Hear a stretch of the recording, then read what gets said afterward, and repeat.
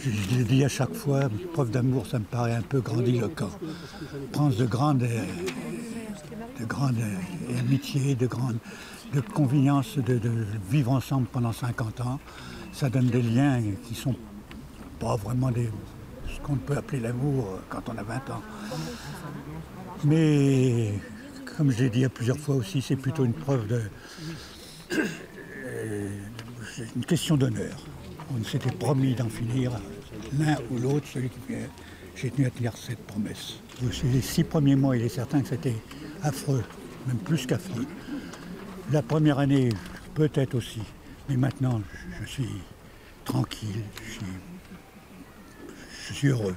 Au départ, ça a été difficile parce que la non-assistance à personne en danger, ça sanctionne quelque chose de lâche, d'égoïste, quelqu'un qui s'enfuit quand il y a un péril.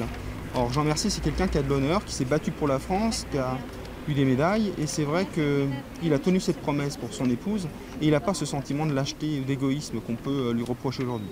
On montre qu'en droit européen, il y a une émergence d'un droit à l'autonomie individuelle, un droit au suicide assisté qui émerge, et on souhaite montrer qu'il y a une incohérence entre poursuivre quelqu'un pour non-assistance à personne en péril et l'existence de ce droit.